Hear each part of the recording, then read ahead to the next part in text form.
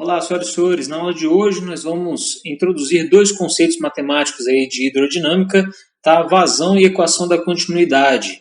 É rapidinho a nossa aula, sem mais delongas, vamos lá, vamos começar. Vazão, o que seria vazão? Vazão, o conceito de vazão volumétrica, tá? Ou simplesmente vazão, é quando a quantidade do fluido é o quanto de fluido que escoa através de um conduto num determinado período de tempo. Como a gente estava vendo escoamento, né? Se a gente quiser saber a quantidade, quanto desse fluido vai escoar, né, ao longo de determinado tempo, esse se dá o nome de vazão. Tá bom? Essa seria a vazão volumétrica, quando a gente coloca em relação ao volume, tá bom?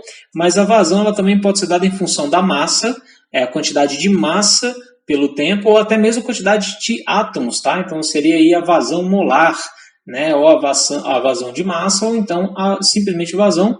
Quando é simplesmente vazão, seria a vazão volumétrica, tá bom? No Sistema Internacional de Unidades, a vazão é dada por metro cúbico por segundo, em função aí do volume e do tempo. Então, simples assim, vazão, a própria palavra já lembra, né? O tanto que vaza, né? A quantidade de fluido que vaza, a própria vazão. E como que a vazão vai se relacionar com velocidade, a velocidade do fluido? É bem óbvio, né, que quanto maior a velocidade do fluido, maior vai ser a vazão. Mas, matematicamente, como é que a gente pode equacionar isso? Bom, a velocidade, então, ela é dada por ΔS sobre ΔT, né, admitindo que a velocidade é uma velocidade constante, né, a velocidade do fluido, e de que ele também não é incomprimível, né, a gente não consegue comprimir este fluido. Então, nós temos que essa distância que ele anda pode ser dada em função da velocidade do tempo, que está aqui, basta multiplicar os dois. E isso seria, né, a gente pode escrever o volume em função desse espaço percorrido. Né? O volume seria a área da seção transversal vezes a distância percorrida pelo fluido. Né? Então, isso daqui seria o volume dele, né, em função da velocidade. E aí eu posso escrever, né, a vazão em função do volume e em função da velocidade. Basta cortar aqui o tempo com o tempo, né? E eu tenho que a vazão vai ser a área vezes a velocidade do fluido. Então, repare que quanto maior é a área da seção transversal, né, menor vai ser a velocidade do fluido. Eles são inversamente proporcionais, né, para uma mesma quantidade de vazão.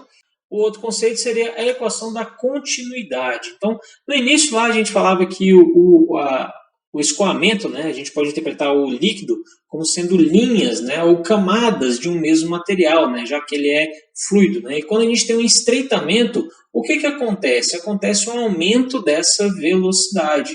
Por quê? Porque a vazão tem que ser a mesma nos dois pontos. Né, uma vez que tem aqui a conservação das massas. Né? Então, toda massa que passar de um lado, ele tem que passar do outro também. Como a gente conserva essa massa, ao diminuir a área, né, nós temos um aumento da velocidade, para compensar a mesma vazão. Tudo bem? Então, tá aí. Né? Se a massa é a mesma, né, que vai passar por 1 e por 2, então eu posso escrever a massa em função da densidade vezes o volume, né, e o volume em função aí da área vezes o espaço percorrido. Né? E aí nós podemos relacionar também como sendo a vazão que passa em um ponto tem que ser igual à vazão que passa pelo outro ponto, uma vez que o líquido não se perde nesse meio do caminho.